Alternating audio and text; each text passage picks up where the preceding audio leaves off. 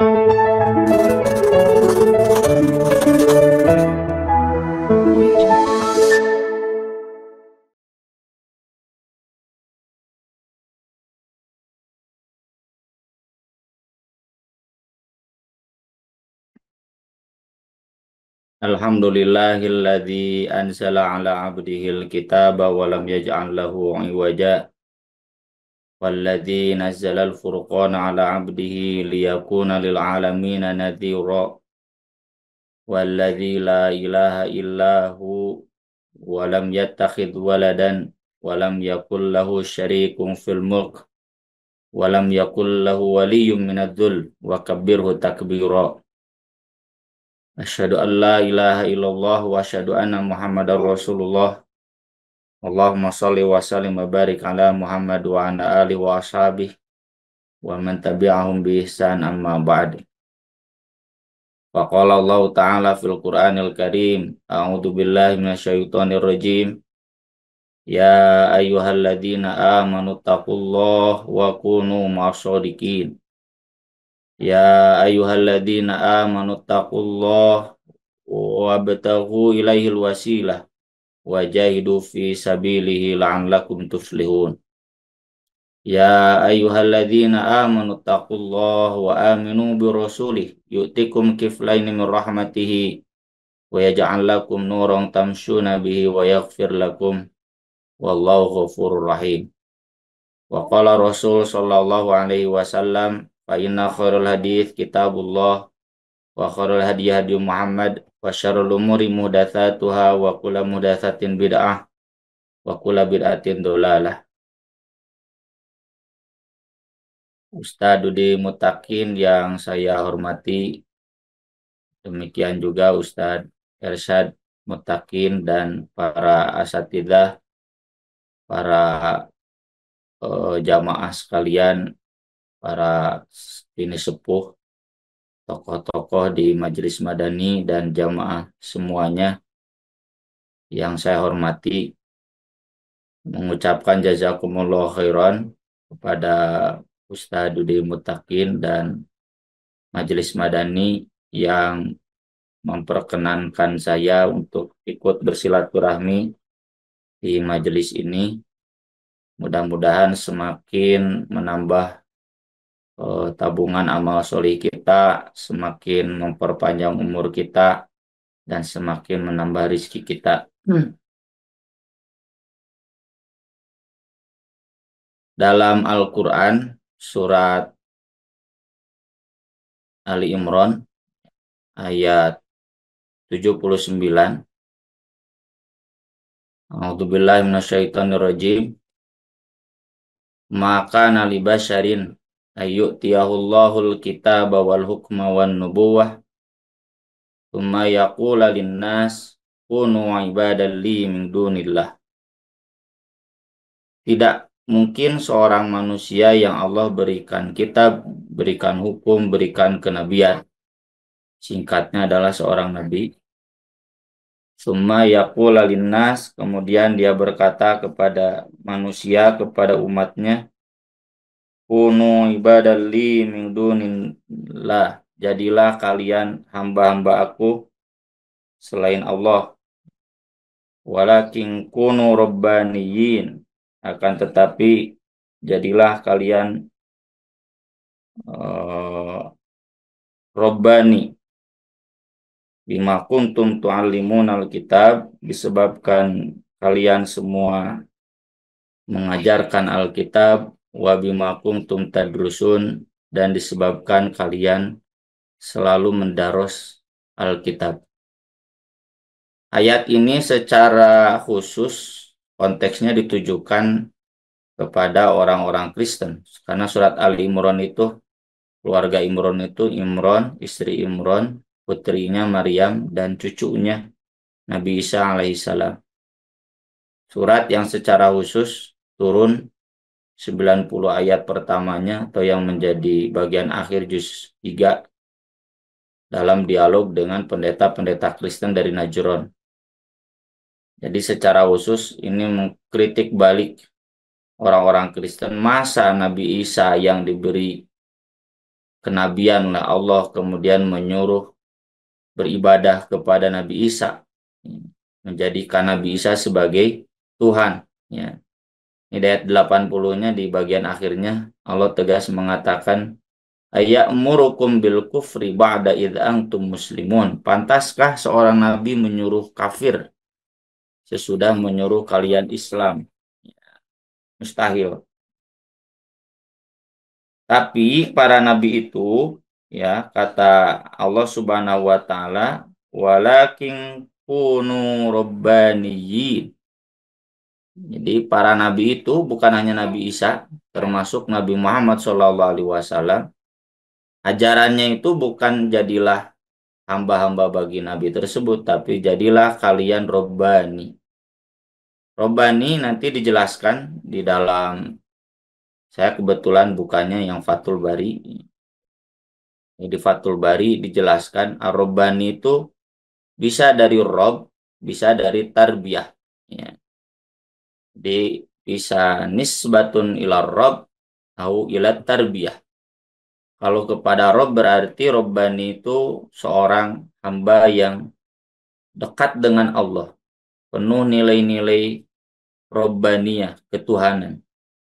Bisa juga robbani itu dari tarbiyah. Di kita sudah ada fakultas tarbiyah ya di UIN. Tarbiyah itu pendidikan. Karena dari robba yarubbu atau robba yurabbi tarbiyatan itu artinya mengurus, mendidik ya. Dalam makna luasnya mendidik. Jadi kalau robbani jadilah kalian para pendidik. Apa kriteria robbani itu? Tu'allimunal kitab, yaitu kalian senantiasa mengajarkan Alkitab, wa bima kuntum tadrusun, dan kalian senantiasa mendarosnya. Darosa itu sering diterjemahkannya mempelajari, tapi sebetulnya arti asal darosa itu menghapus tulisan. Kenapa darosa itu menghapus tulisan? Dilekatkan pada kitab, pada Al-Quran, karena Al-Quran itu maksimalnya harus sampai terhapus tulisannya, pindah ke hati, pindah ke amal, pindah ke jiwa. Ya. Makanya yang disebut tadarus itu setoran hafalan, bukan setoran bacaan saja. Ya. Yang dilakukan oleh Nabi Shallallahu Alaihi Wasallam dengan Jibril, tadarus itu bukan setoran bacaan lewat teks, karena Nabi Shallallahu Alaihi Wasallam tidak bisa baca teks. Nabi itu ummi. Nabi Shallallahu Alaihi Wasallam kepada Jibril itu setoran hafalan Quran. Dan oleh karena itu dari sejak awal di Al-Quran, di hadis, praktik nyatanya menghafal Quran ini bagian yang tidak terpisahkan dari proses pendidikan Islam. Proses orang-orang yang ingin mendekat kepada Allah. Yang ini nanti disebut di dalam hadis dengan istilah Shahibul Quran. Shahibul Quran bahasa sederhananya sahabat Al-Quran. Tapi istilah sahabat untuk Shahibul Quran itu terlalu rendah, terlalu sempit.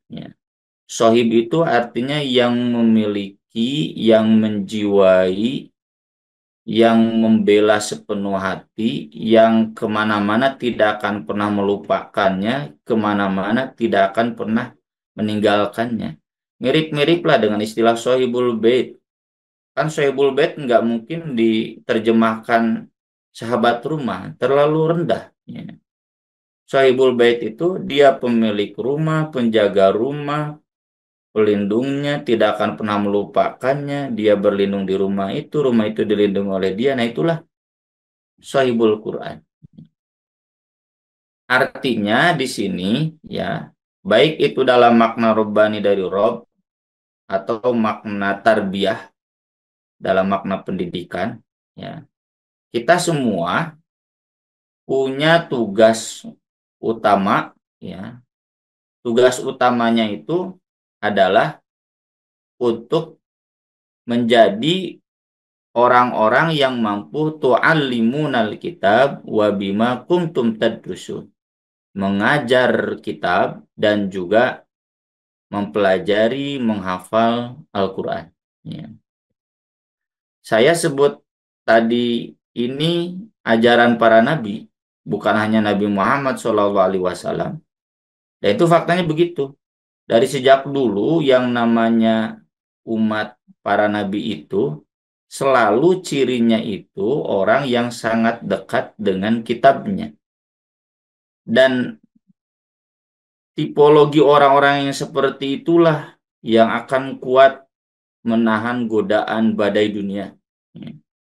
Kita lihat misalkan di surat Ali Imran ya, ayat 113. Di sini Allah Subhanahu wa taala tegas ya menyatakan bahwa laisu sawa'a, tidak sama semuanya. Sama semuanya itu dilihat di ayat atasnya, orang-orang ahli kitab itu semuanya terkutuk, tidak. Min ahlil kitab, dari ahli kitab itu, ini ahli kitab itu Yahudi Kristen. Ummatun qaimah, ada satu kelompok yang qaimah, yang lurus, yang istiqomah. Yatluna ayatillah ana al-laili, mereka membaca ayat-ayat Allah. Ana itu bukan waktu yang sebentar, tapi waktu yang lama. Di waktu yang lama, di waktu malam, wahum yasjudun, dan mereka sujud. Ya. Yu'minuna billah wal yaumil akhir wa ya'muruna bil ma'ruf wa yanhauna 'anil munkar wa yusari'una fil khairat. Beriman pada Allah, beriman pada hari akhir, amar ma'ruf nahi munkar, berlomba-lomba pada kebaikan. Wa ulaika minas sholihin, dan mereka termasuk orang-orang yang solih. Maka dari itu di awal juz 5 ya, awal juz 7 di surat Al-Maidah ya, ini ayat 83.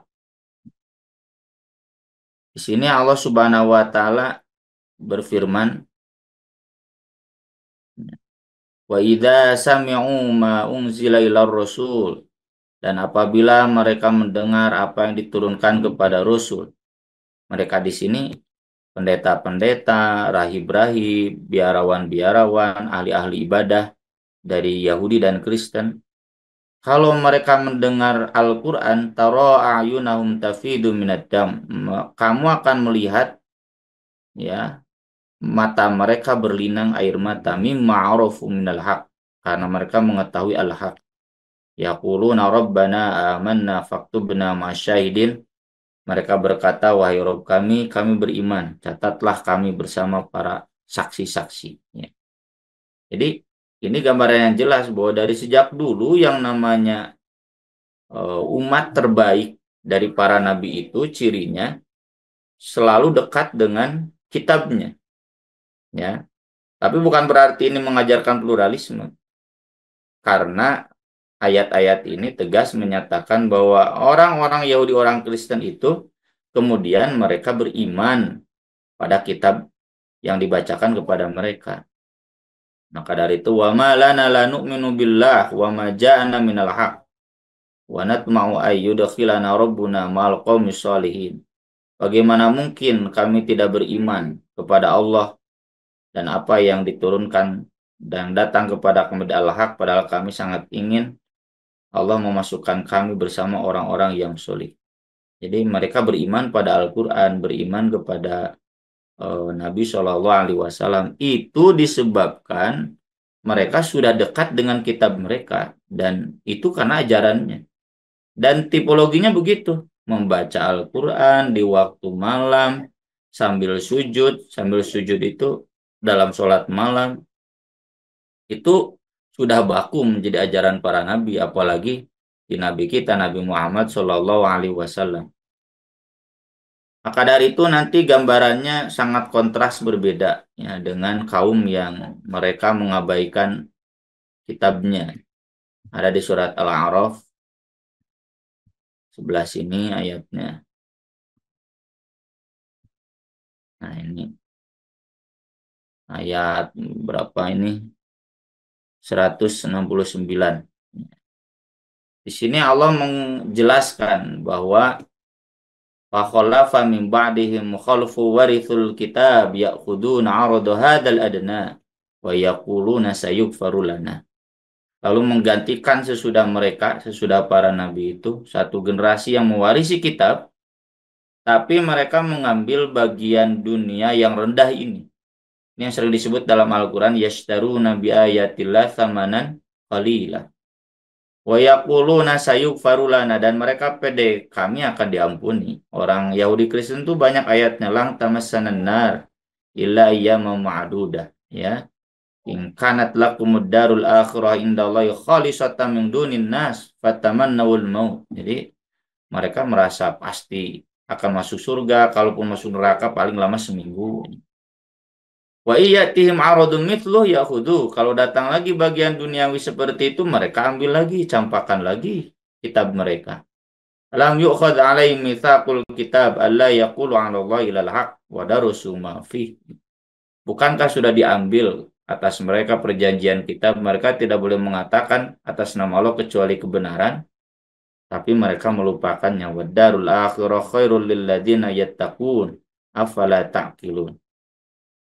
Orang seperti ini disebutkan di ayat sebelumnya itu ibarat anjing. Ya, lah mana ayat? Nah, ini sebelah sini. Ya. Ini jadi ahli kitab bukannya rajin membaca kitabnya, tapi malah mencampakkan kitabnya. Ayat 175. Watlu alaihim naba'al ladzi atainahu ayatina fangsalakhu minha fatba'ahu syaitan fakana minal ghawi. Bacakan kepada mereka kisah orang yang kami beri ayat-ayat kami. Ini salah seorang tokoh dari ahli kitab. Lalu dia menjauh dari ayat-ayat tersebut, lalu diikuti oleh setan, dan kemudian menjadi orang yang sesat. Walau syi'na la rafa'nahu biha. Kalau kami mau, kami bisa mengangkat kemuliaan dia ke derajat dia. Walakinnahu akhlada ilal ard wattaba'a hawa. Tapi dia berat ke bumi dan mengikuti hawa nafsunya. Famathaluhu kamathalil kalbi, maka perumpamaannya seperti anjing. Intah lalu yalhath atau tatruk yalhath, dikasih ngelel, tuh dikasih ngelel, ya. Sawaun alaihim angdar tahum amlam tungdirhum la yu'minun, ya. Padahal dia orang yang paham ayat-ayat Allah, tapi kurang penghayatannya, kurang menjadi sohibul kitabnya, tidak dibaca di waktu malam. Jadi dia bukannya kemudian menghayati, membaca di waktu malam, sujud.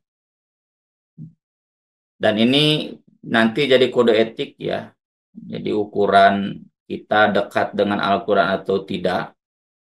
Nah, apakah ada rutinitas itu membaca Al-Quran di waktu malam sambil sujud? Kalau tidak, berarti kita semua orang-orang tergila-gila dunia. Sama seperti kegagalan orang-orang Yahudi, orang-orang Kristen, dan mayoritas itu. Kan tadi laisu sawa min ahlil kitab itu menggambarkan sedikit ummatun qaimah. Ya, hanya sedikit yang lurus, yang kemudian beriman kepada Nabi dan Al-Quran. Itulah kenapa kemudian Nabi SAW menjelaskan khairukum man ta'allamal Quran wa 'allamahu. Sebaik-baiknya kalian adalah yang belajar Al-Quran dan kemudian mengamalkannya, ya. Mengamalkannya, mengajarkannya. Dalam Fathul Bari, Ibnu Hajar Al-Asqalani menjelaskan, jadi kalau kita baru bisa sebatas belajar itu belum baik, harus sampai mengajar Al-Quran. Dan ini sama dengan hadis man yuridillahu bi khairan yufaqihu fiddin. Kebaikan itu ketika Allah menjadikan kita paham dalam agama. Jadi kalau belum sampai paham belum baik. Nah itu robani itu. Itu mau robani dalam pengertian dia dekat dengan Allah atau Rabbani dalam pengertian dia seorang pendidik, dan itu tentunya dua makna yang saling mengisi, ya, karena definisinya tu'allimunal kitab wa bima kuntum tadrusun. Jadi seseorang yang dekat dengan Allah itu dia harus menjadi seorang pendidik. Pendidik apa? Pendidik Al-Qur'an dan terus mempelajarinya, ya. Bukan hanya mengajar tapi juga terus belajar, bukan hanya belajar tapi juga mengajarkannya. Dan itu bukti bahwa dia faqih, bahwa dia faham. Kalau belum dia mampu mengajarkannya berarti belum paham, berarti belum jadi khairan, belum jadi kebaikan. Harus sampai mengajarkan Al-Quran, harus sampai paham Al-Quran. Dan maka dari itu, ya, di dalam Sahih Bukhari, ya, dijelaskan oleh Ibnu Abbas. Ibnu Abbas menjelaskan firman Allah, kunu rabbaniyin, ulama'a fuqaha. Dia lembut dan juga fakih, ya.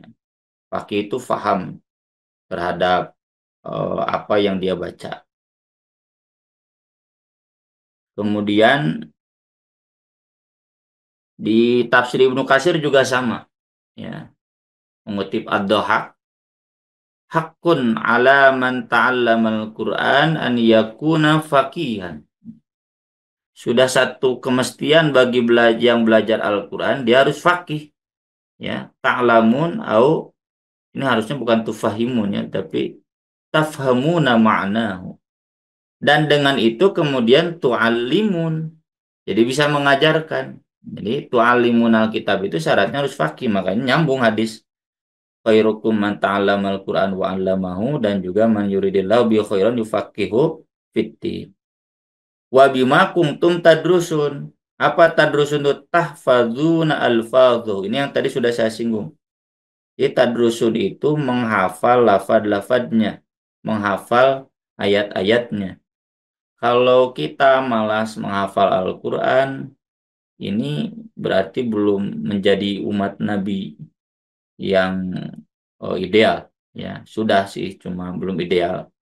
Kalau kita tidak sampai mengajar Al-Quran, berarti belum menjadi umat Nabi yang ideal. Sudah jadi umat Nabinya dengan syahadat, tapi belum ideal, belum khair. Karena ajaran para Nabi itu selalu begitu. Tu'allimunal kitab wa bima kuntum tadrusun. Yang disebut mengajarkan Al-Quran itu bagaimana? Ya, dijelaskan oleh Ibnu Abbas dalam Sahih Bukhari. Wa yuqalu ar-rabbani alladhi yurabbin nas bisigharil ilmi qabla kibarihi. Yang mendidik masyarakat dengan ilmu-ilmu yang kecil sebelum yang besar. Nanti dijelaskan dalam Fathul Bari, ya. Apa yang dimaksud bisigharil ilmi di sini?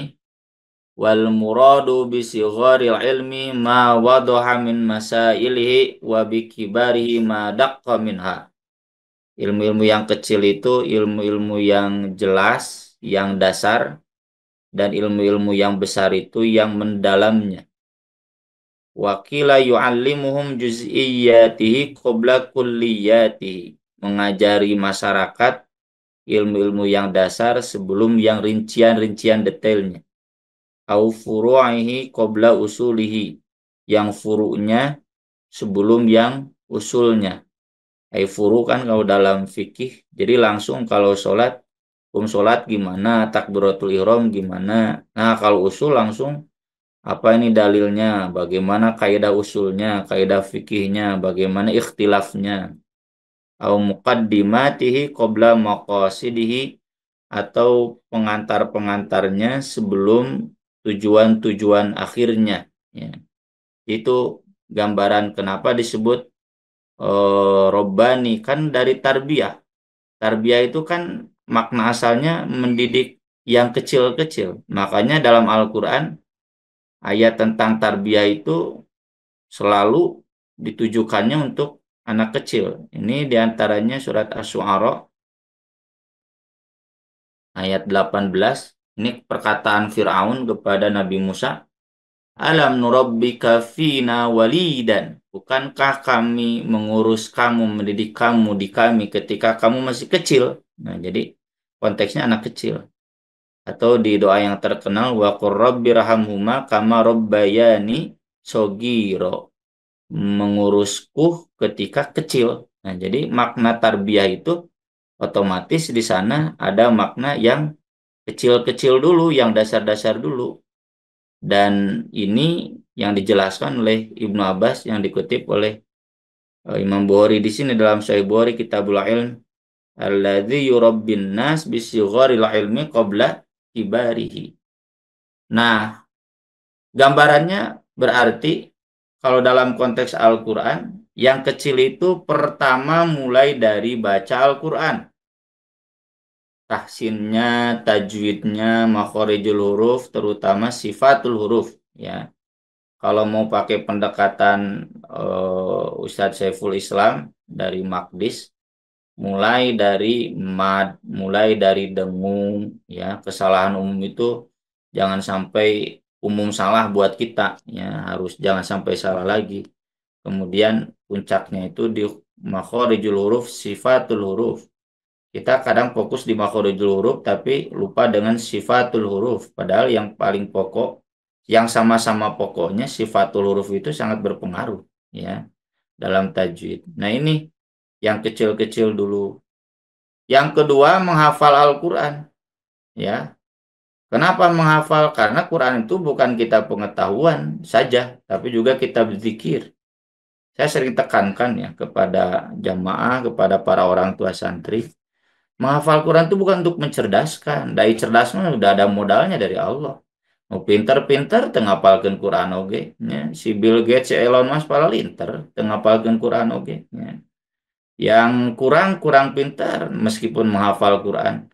Orang lain sudah 30 juz, ya juz 30 itu beres-beres. Ya, jadi itu mah ada takdirnya. Tapi kunci menghafal Quran itu bagaimana agar kita senantiasa berzikir dengan Al-Quran, murojaah, ya. Ada lupanya pasti, Nabi saja pernah ada lupanya, tapi kemudian dibaca lagi. Kalau kita tidak menghafal Al-Quran, lupa ya lupa, udah beres. Nggak ada lagi ikhtiar untuk menghafal Al-Quran. Kemudian yang ketiga memahaminya, ya, yang nanti memahami itu kriterianya adalah mampu mengajarkan. Yang keempat adalah mengamalkannya. Kemudian kalau dalam konteks ilmu, ya, ilmu yang kecil itu di Al-Quran berarti mulai dari ilmu tajwid.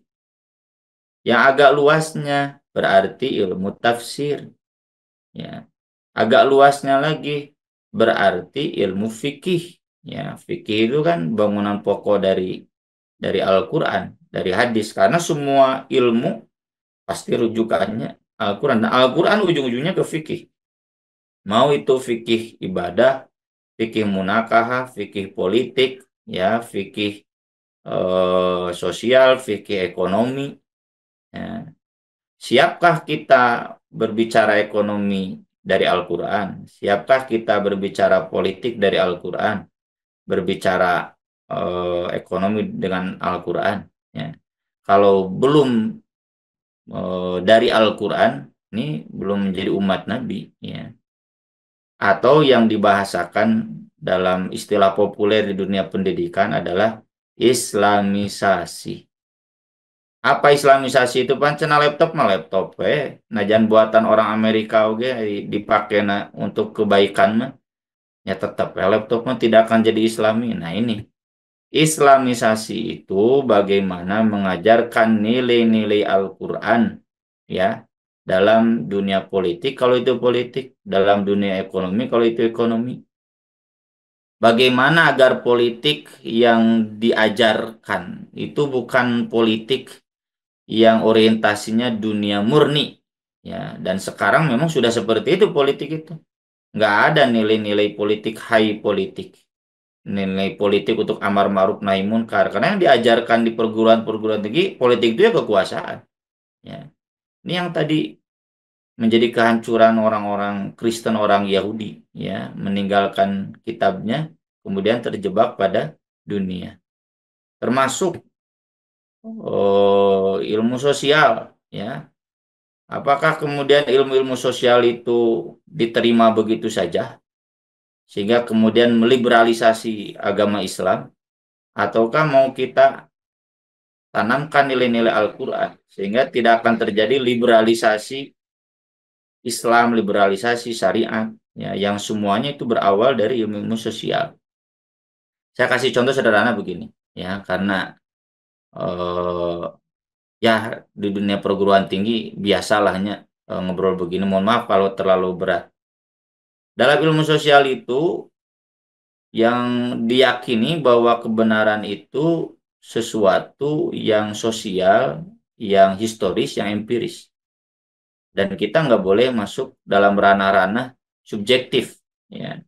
Jadi kalau saya meneliti Syiah, teliti saja Syiah itu di mana eh, lahirnya, bagaimana perkembangannya, bagaimana ajarannya, bagaimana tokohnya, hup, tak gitu. Itu penelitian ilmiah, ilmu sosial. Jangan masuk Syiah ini bagian dari Islam atau bukan. Syiah ini sesat atau tidak. Itu mah sudah masuk ranah subjektivitas, tidak objektif. Nah, masa ulama-ulama yang menilai sesat Syiah kemudian disebut tidak ilmiah, itu karena kerangka konsep keilmuannya, kerangka konsep keilmuan yang sekuler, ya, tidak berlandaskan dari wahyu dari Al-Quran. Kemudian bisa kita lihat berikutnya, ya, bagaimana Sohibul Quran, ya, yang akan menguatkan seperti kuatnya dulu orang-orang ahli kitab sampai datang Nabi Muhammad Shallallahu Alaihi Wasallam. Ya. Mereka kemudian beriman kepada Nabi Shallallahu Alaihi Wasallam karena kuat eh, kedekatannya dengan kitab mereka. Kita lihat hadis-hadis tentang Sohibul Quran. Yang pertama, Nabi menyebutkan perumpamaan Sohibul Quran. Ya, saya bacakan istilah aslinya saja karena tadi saya sudah singgung. Kalau disebut sahabat Al-Quran, maknanya jadi degradasi, ya, jadi terlalu rendah. Sohibul Quran itu seperti pemilik unta yang diikat. Kalau unta itu dijaga, maka unta itu akan senantiasa ada, tapi kalau diabaikan, unta itu akan kabur. Ya, unta itu di dalam budaya Arab digambarkan sebagai hewan yang lingas, ya, nu lingas teh nyelingas we. Ya. Hewan yang mudah kabur. Makanya ada dalam hadis jangan sholat di tempat kumpulan unta, tapi sholatlah di tempat kumpulan kambing. Karena unta itu terkaup ruku kalabur. Ya. Jadi ibaratnya di sini helm mahal atau motor yang mahal, kudu ditungkulan, kudu aya tukang parkir, teu aya tukang parkir teh nungkulan leungit tah helm jeung motor teh. Ya. Itulah Al-Qur'an. Jadi Sohibul Quran itu dengan Al-Qur'annya kan seperti itu. Mun ditungkulan Quran teh senantiasa ada. Lamun teu ditungkulan kabur Quran. Nah, jadi kalau ada istilah di kitab barho ari bubar ari, oh itu berarti belum menjadi Sohibul Quran. Bagaimana tuh caranya agar menjadi Sohibul Quran senantiasa mampu menjaga, ya. Kan tadi bukan berarti tidak akan lupa. Pasti lingas da Quran, bahkan sama dengan unta yang mudah hilang. Tapi bagaimana caranya agar tidak mudah hilang, itu dijaga. Ini penjelasan dari Ibnu Hajar, ya. Famazalat ta'ahud maujudan falhifdu maujud. Selama rutinitas menjaga ada, maka hafalan pun akan senantiasa ada. Sebagaimana halnya unta, selama ia diikat, maka ia tidak akan lepas. Tapi kalau ikatannya diabaikan, kabur. Nah, cara menjaganya itu dijelaskan oleh Nabi dalam riwayat Muslim. Wa idza qama sahibul Qur'an faqra'ahu bil-laili wan-nahar dzakarahu. Kalau sahibul Quran itu berdiri sholat, lalu dia baca dalam sholat malam dan siang, dia akan senantiasa mengingatnya. Dan jika dia tidak membacanya dalam sholat, yakumbi itu kan qiyam itu sholat. Sholat, bacanya dalam sholat. Nasiyahu, dia akan melupakannya. Makanya saya tulis di sini, ciri pertama sohibul Quran itu murojaah dalam sholat. Ya, jadi mengulang-ulang hafalan Quran di dalam sholat. Sholatnya sholat apa? Sholat malam dan sholat siang. Ya, terutama sholat malam. Jadi kalau kita belajar Quran tapi mudah lupa, itu pasti disebabkan kita tidak menjaga Al-Quran. Menjaga Al-Qurannya itu dibaca di dalam sholat malam dan siang. Kalau tidak dibaca dalam sholat malam dan siang, ya itu berarti kita melupakannya. Dan di sini berlaku, ya Imam An-Nawawi sering mengutip ayat-ayat yang mengkritik orang-orang yang melupakan Al-Quran itu sebagai budak-budak setan. Ya, istahwadza alaihimus syaiton fangsahum dzikrullah. Ya, jadi kalau kita lupa itu dari setan. Pembantunya Nabi Musa yang bertemu Khadir kan, wa ma ansanihu illa syaiton an adzkurah. Aku tidak lupa kecuali oleh setan. Ya, jadi kalau kita mudah lupa dengan Al-Quran itu berarti kita terlalu dekat dengan setan. Karena kita jarang sholat malam. Sholat malam kan di hadisnya, orang yang bangun sholat malam berarti dia bangun dari godaan setan. Karena orang yang tidak bangun sholat malam, kata Nabi, dzaka syaiton bala fi udunaihi. Itu setan kencing di telinganya. Atau di hadis yang lain, setan itu mengikat punuk bapak-bapak, ibu-ibu sekalian tiap malam 3 ikatan. Kalau 3-3-nya lepas itu sholat. Kalau udah bangun ke toilet, buka 2, tapi bukan sholat, malah tidur lagi. Berarti dikekepan kena ku setan. Ya. Itu, maka dari itu Imam An-Nawawi merujuknya pada surat Toha, ya, yang di halaman akhir, waman yu'rid an dzikri rabbih wa nahsyuruhu yaumal qiyamati a'ma. Qala rabbi lima hasyartani a'ma wa qad kuntu basira. Nah ini. Wa man a'rada an dzikri, siapa yang menjauh dari dzikir kepadaku. Salah satu dzikir itu kan yang terpenting itu sholat dan Al-Quran. Maka dia akan mengalami hidup yang sempit.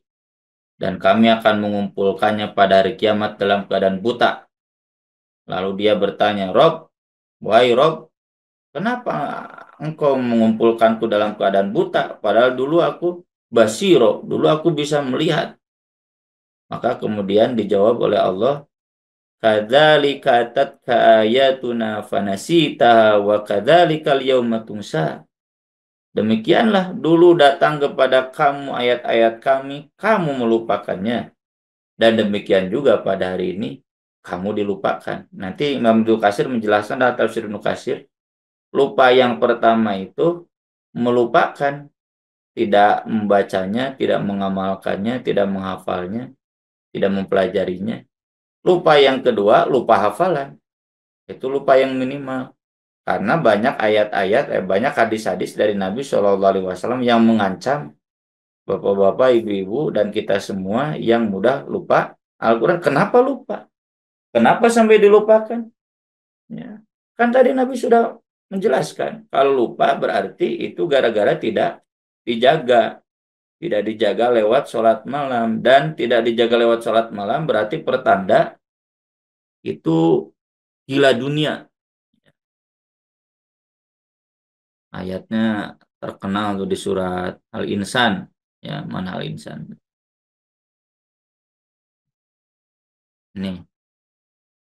Wa minal laili fasjud lahu wa sabbihu lailan tawila. Di waktu malam itu sujud, bertasbih di waktu malam yang panjang, bukan malam yang pendek, panjang. Bukan tadi ke ana al-lail.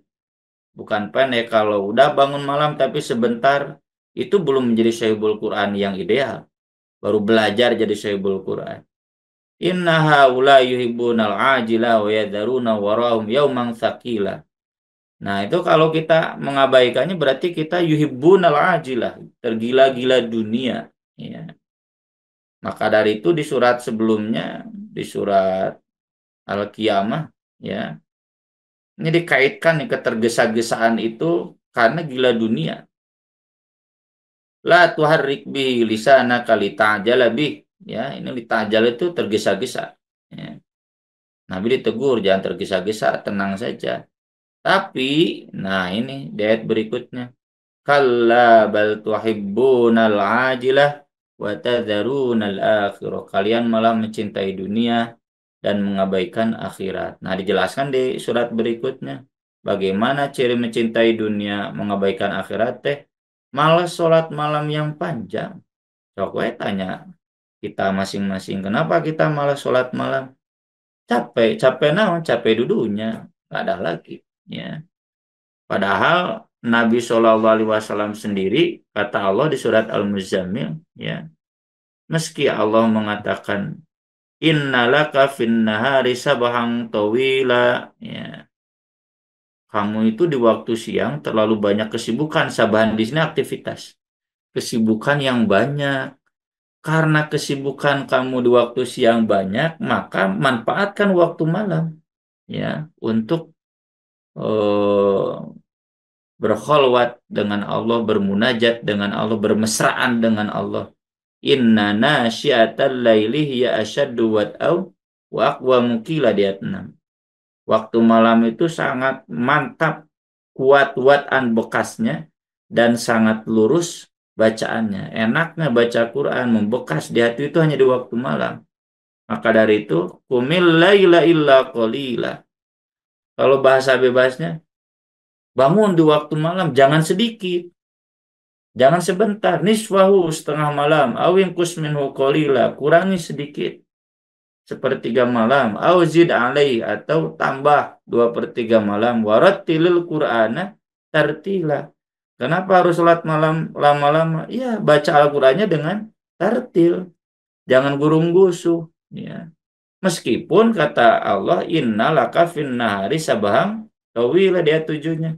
Ya Nabi masa sibuk-sibuk, nah tetap sholat malam harus diprioritaskan. Orang mah justru saya sibuk-sibuk nah jadi ingat dulu sholat malam teh tah itu berarti budak-budak dunia, ya, yang persis sama tadi seperti yang digambarkan di awal tentang kriteria orang-orang Yahudi Kristen yang gagal menjadi robani, ya, karena mereka mengabaikan berinteraksi dengan kitabnya karena tergila-gila duniawi, ya.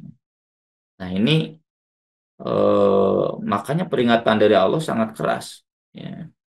Dan para ulama menjelaskan demikian. Tulisan saya cukup banyak ya tentang Al-Quran. Semua sudah saya inventarisir tulisan saya di website atau Bah Institute. Ya, silakan. Yang tadi saya jelaskan semuanya sudah ada di sini. Diketik saja misalkan di sini Al-Quran. Ya, guys. Harap. Tapi ada banyaknya tulisan-tulisan seputar Al-Quran ini. Generasi anjing dalam Al-Quran yang tadi saya baca ayatnya itu sudah ditafsirkan di sini. Ini sakinah Al-Quran gimana, kemudian 4 ragam lupa Al-Quran yang tadi saya bahas, ya. Jadi lupa Al-Quran tuh yang dimaksud ayat itu apa saja, banyak lah. Tuh ada 39 halaman, ya. Kita kembali ke materi, ya. Jadi begitu, ini tuntutan dari Nabi SAW kalau kita betul sebagai sahibul Quran. Jadi jangan, makanya tadi saya sebutkan terjemah sahabat Quran terlalu rendah, ya. Sahibul Quran itu memilikinya, menghayatinya, nggak mau melepaskannya, sudah menjadi milik, ya, selalu mengingatnya, tidak akan melupakannya. Gitulah Sahibul Quran. Makanya dia tiap malam nggak mau berpisah dari Quran. Peperihun tiburang capek gitu. Ayo orang pan dibalik. Tiburang capek jadi tipeting sare gitu. Ayo Al-Quran mah ke Nabi peperihun tiburang capek atau tipeting fokus ya dengan Al-Quran. Dan itu salah satu penafsiran dari Faida faroghta fangsob. Bisa nanti bapak-bapak ibu-ibu cek di tafsir Ibnu Katsir. Sekarang banyak yang aplikasi bahasa Indonesianya juga. Salah satu tafsirnya itu kalau kamu selesai dari kesibukan dunia, fansob itu kan arti asalnya tancapkanlah tenaga semangat, ya fansob itu nasbun. Wa ila rabbika farghab. Siap-siap buat apa? Siap-siap untuk berharap. Ila rabbika farghab. Di waktu malam. Jadi mencurahkan semua keinginan kita, semua nafsu kita itu di waktu malam. Wah, beakeun pekta yang naon dan dibaca Al-Qur'an agar kita betul-betul berinteraksi dengan Allah Subhanahu wa taala. Nah, maka dari itu Nabi Shallallahu Alaihi Wasallam memberikan panduan yang disebut tahzibul Quran. Ya. Man nama an hizbihi aw an syai'in minhu faqarahu fi ma baina sholatil fajri wa sholatil dhuhri kutiba lahu ka'annama qara'ahu minal lail. Di sini ada hizb. Hizb itu artinya rutinitas bacaan Quran. Kalau bapak-bapak ibu-ibu buka Al-Quran, ya Al-Quran ada hizb ya. Hizb itu ada 60. Kalau juz ada 30. Berarti satu juz itu dua hizb. Itu diantara landasan dalilnya ini. Jadi hizb Al-Quran itu satu malam itu minimalnya dibagi dua. Satu malam hizb yang keduanya buat siangnya. Gitu kan tadi di hadisnya dibaca dalam sholat malam dan siang. Tapi yang terbaik itu dibaca di waktu malam. Nanti ada hadisnya. Nabi mengajarkan, tuh kita lihat saja nih, hadisnya. Nah ini hadisnya. Iqra'il Qur'ana fi kulli syahrin. Ini di tulisan saya di website sudah ada ya. Jadi maksud sabda Nabi kepada Ibnu Amr ini, Ibnu Amr kan baca Quran tuh 30 juz semalam dalam sholat malam. Nah, Nabi tegur. Jadi beda saeutik. Nabi mah negur sahabat teh soleh teuing, ya, loba teuing. Hari urang mah jamaah negor usah teh panjang teuing. Jadi sahabat mah dicarek teh soleh teuing. Hari di urang mah nya dicarek teh guru kasantri pelantaran ngedul teuing. Ini Nabi kata Nabi baca Quran itu untuk 1 bulan. Jadi 1 malam 1 juz. Itulah kenapa Al-Quran dibagi jadi 30 juz. Apa maksud 30 juz itu? One night, one juz. 1 malam, 1 juz. Tapi, nah ini beda dari Ibnu Amr, Abdullah bin Amr bin As. Ini utiku aktsara dzalik. Saya kuat lebih dari itu. Ya, coba kalau saya tanya bapak-bapak, ibu-ibu. Bapak-bapak, ibu-ibu, tiap malam 1 malam 1 juz. Nah, kumaha jawabannya? Nah, kalau Ibnu Umar, tuh sakit tuh masa eutik teuing, cetek teuing. Saya mampu lebih dari itu. Ini hadis yang panjangnya ya. Kata Nabi fi isrin 20 malam. Uti ku aksaro. Saya masih mampu lebih dari itu. Kalau kata Nabi fi asrin dalam 10 malam. Uti ku aksar. Fi sab'in samingwun. Uti ku aksar. Nah baru ini puncaknya. Fi salasin. Ya. Dan nanti ada tambahan wala tazid ala dzalik. 3 malam. 3 malam berarti 1 malam 10 juz. Itulah sholat malamnya Imam Bukhari ya sebagaimana dijelaskan oleh Ibnu Hajar dalam pengantar Fathul Bari. Imam Bukhari itu 1 malam Quran itu beres dalam 3 malam. Berarti 1 malam 10 juz. Nah, kalau tidak mampu 1 malam 1 juz dibagi dua. Untuk malam dan untuk siang. Maka disebutnya hizb. Makanya hizb dalam Al-Quran itu ada 60 hizb. 1 juz itu. Dan nanti di mushaf yang sekarang itu dibagi lagi jadi rubu. Ya, rubu itu 1/4. Mudah-mudahan di sini ada. Kita lihatnya dari juz pertama Bu ya, Pak. Nah, ini. Aduh, enggak boleh ini. Nah, ini Pak, rubu hizb 1. Rubu itu 1/4. dari hizab yang pertama. Nisfu, ya, diperbesar, nisfu itu setengah dari hizab satu, ya. Jadi satu hizab itu dibagi 4 rubu istilahnya. Kemudian ini salah satu arba, 3 rubu, tilu parapat dari hizab pertama, ya. Baru kemudian masuk hizab kedua. Nah, ini hizab keduanya, ya. Hizab kedua gitu. Kemudian udah gitu seperempat hizab kedua, ini rubu tuh ya, bacaannya kelihatan tuh rubu hizab kedua. Nah, udah rubu kemudian yang setengah hizab kedua. Nah, ini setengah hizab kedua, kemudian 3/4 hizab kedua. Udah gitu baru akhir juz, masuk juz 2 hizab 3. Nah gitu. Jadi itu diantaranya dasarnya hadis ini. Hadis ini mengajarkan kita agar kita setiap malam itu punya hizb. Kalau hizb itu tidak mampu dibaca tuntas, maka dibaca di antara sholat subuh dan duhur, yakni duha. Makanya satu paket ya dalam kegiatan pendidikan itu yang dievaluasi bukan sholat malam saja, tapi juga dengan sholat duha. Itu pahalanya sebagaimana ia membaca di malam hari. Kenapa malam hari? Karena tadi kan inti bacaan yang paling bagus itu asyaddu wa aqwa mukila itu inna nasyiatal lail. Jadi kalau nggak beres di waktu malam, lanjutkan di waktu pagi. Ya. Kemudian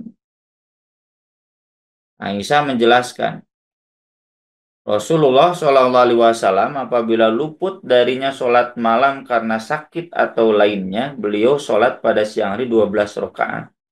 Ini kalau tidak sama sekali di waktu malam, tidak sempat sholat malam, Nabi menggantinya dengan sholat siang. Dan membaca hizb yang dilewatkan dari sholat malam.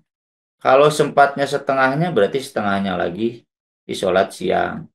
12 rakaat itu sholat apa? Ya, keterangan yang sahih, pastinya sholat duha. Dan nggak ada lagi sholat siang antara subuh dan duhur, kecuali sholat duha. Ya. Kenapa tidak 11? Karena kan yang witir itu cuma dua, sholat witir malam dan sholat witir siang.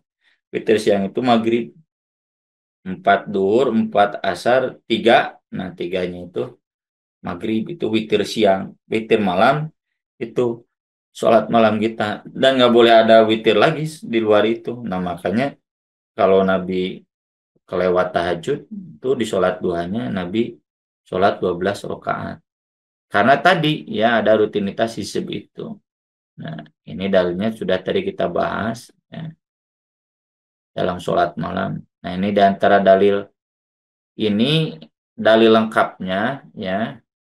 Jadi seseorang ngadu ke Abdullah bin Mas'ud, aduh saya tadi capek baca Al-Quran 30 juz. Lalu kata Ibnu Mas'ud, berarti kamu tidak tartil ya, tidak tartil. Karena kalau tartil paling Nabi juga 2 surat dalam 1 rakaat ya. Dan eh, dalam riwayat lain itu disebutkan 20 surat dalam 10 rakaat. Barangkali di sini ada. Enggak ada. Nggak saya tulis di sini. Ya adalah di website, nanti kalau perlu nanti saya bukakan. Apa 20 surat dalam 10 rakaat teh? Ya, yaitu 1 rakaat 2 surat. Mangga Bapak-bapak lihat. Rakaat 1 Ar-Rahman dan An-Najm surat 55. Ar-Rahman tahu ya, 3 halaman lah dibulatkan. An-Najm 2 halaman setengah. Dibayangkan Nabi 1 rakaat itu 5 halaman setengah. 2 Iktarobat dan Al-Haqqah. Iktarobat surat Al-Qamar 54 itu 2 halaman setengah. Al-Haqqah 2 halaman lah dibulatkan. Jadi sama 5 halaman setengah. Atur dan Ad-Dariyat ini surat 52 51. Atur 2,5 halaman. Adzariyat hampir 3 halaman, ya, atau 2,5 halaman, 5 halaman berarti. Rakaat 3 itu. Rakaat 4 Al-Waqiah dan Al-Qalam. Rakaat 5 Al-Ma'arij dan Al-Nazi'at. Rakaat 6 Al-Mutaffifin dan Abasa. Rakaat 7 Al-Mudathir Al-Muzammil. 8 Hal-Atal Insan Lauksim Biyomil Qiyamah. 9 An-Naba Al-Mursalat. 10 Ad-Dukhan dan Idza Syamsu Kuwirat. Masing-masingnya dalam satu rakaat 2 surat itu. Jadi 20 surat itu kurang lebih 2 juz Nabi itu. Kan juz 28, juz 29 kalau digabungkan 20 surat. Ya. Nah ini gambaran bagaimana Nabi mencontohkan kita menjadi sohibul Quran.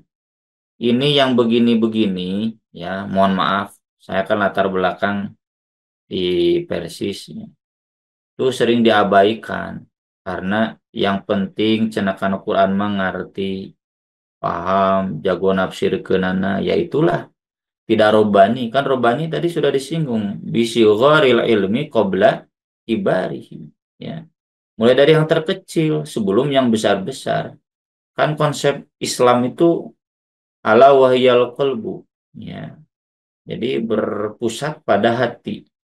Dan hati itu kan cirinya, kalau di hatinya sudah sehat, idza dzukirallah wajilat qulubuhum wa idza tuliyat alaihim ayatu zadatum imana. Itu ciri hati yang sehat. Kalau disebutkan ayat, disebutkan nama Allah, bergetar hati mereka. Urang mah dibacakeun surat nu panjang lain bergetar hati, ngaran bergetar panon yang tuur, ya, tunuh capek, yang bergetar hati teh bergetar amok-amokan, ya. Wa idza tuliyat alaihim ayatu zadatuhum imana. Kalau dibacakan ayat-ayat Allah bertambah keimanan mereka. Nah itu nanti dites, ya, tarawih 1 juz dibacakan 1 juz, tambah iman atau tambah kesel atau tambah amok. Nah, itu untuk mengukur sejauh mana kita berkomitmen menjadi robbani, ya, sohibul Quran. Ini baru tataran kecilnya, ya, belum tataran ilmu-ilmu yang bikibari ilminya. Karena waktunya 1 jam dan waktunya sudah habis, saya mohon maaf kalau terlalu atau tidak tuntas. Malumlah pertama mah belum pengalaman. Sekian yang bisa saya sampaikan. Saya Irsad, mangga nyangakeun. Baik, jazakallah khairan kasiron Ustadz Nasruddin Syarif.